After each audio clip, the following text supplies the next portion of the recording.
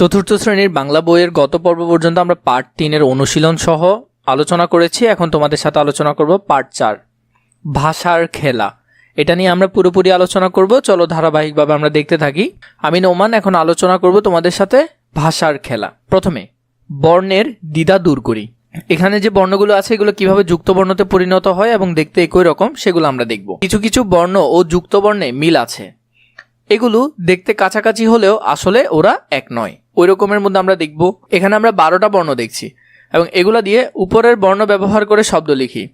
যেমন এতে একতারা, তারপরে তয়রফলাতে শত্রু, ক্রয়রফলাতে ক্রয়, এভাবে করে আমরা বাকিগুলো ফিল আপ করবো।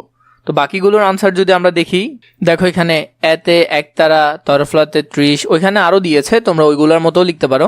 ওতে ওজন, উত্তর, শক্ত, এটা কিন্তু কয়তো, বইয়ের মধ্যে এভাবে লেখা আছে কয়তো, আর এভাবে একই কথা এটা।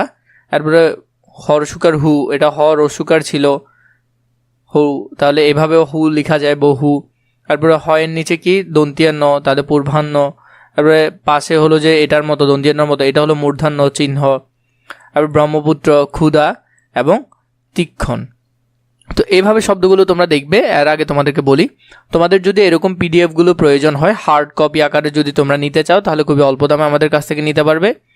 এবং তোমরা যদি আমাদের অনলাইন ব্যাচে ভর্তি হতে চাও তাহলে আমাদের সাথে কথা বলে অনলাইন ব্যাচে ভর্তি হতে পারবে। এই নাম্বারে অথবা নিচে থাকা হোয়াটসঅ্যাপ নাম্বারে যোগাযোগ করে অথবা ফেসবুক পেজে যোগাযোগ করে আমাদের সাথে কথা বলতে পারো। তাহলে এখান থেকে যে সমস্যাগুলো ছিল এগুলো আমরা সমাধান করেছি ধারাবাহিকভাবে। এরপরে 2 নম্বরে যেটা দেখছি, ইন্দ্রিয়ের সাথে সম্পর্ক খুঁজি। মানে এখানে অনেকগুলো শব্দ থাকবে। এটা আমরা জানি আমাদের প্রধান ইন্দ্রিয় হলো 5টি, চোখ, কান, নাক, জিভ, ত্বক। এই 5টা হলো আমাদের প্রধান ইন্দ্রিয়, খুবই গুরুত্বপূর্ণ। এগুলো একটু ভালো করে দেখবে। নিচের শব্দগুলোর কোনটির সাথে কোনটি কোন ইন্দ্রিয়র সম্পর্ক, নিচের শব্দগুলোর কোনটির সাথে কোন কোন ইন্দ্রিয়র সম্পর্ক গোল দাগ দিয়ে দেখাই। যেমন ফুল, ফুল সাধারণত আমরা চোখ দিয়ে দেখি এবং নাক দিয়ে তার ঘ্রাণ নিই। কান এবং জিভ, ত্বক এখানে তেমন কোনো কাজ নেই।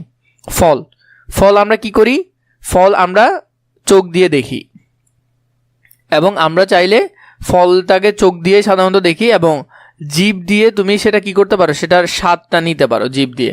তাহলে এই 2টা। দই, দই আমরা জিভ দিয়ে স্বাদটা নিতে পারি এবং চোখ দিয়ে দই দেখতে পারি চাইলে।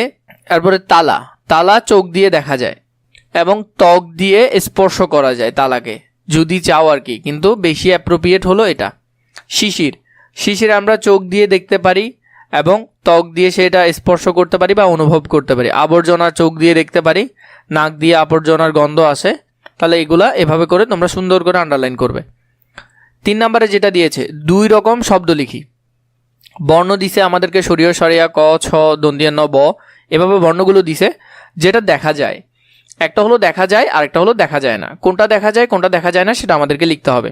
শরীয়তে দেওয়া আছে অজগর, এরপরে যেটা দেখা যায় না অনেক, অনেক মানে কি দেখা যায় না, অজগর তো দেখা যায়। শরিয়াতে আমাদেরকে এরকম একটা লিখতে হবে, আমরা আম লিখতে পারি।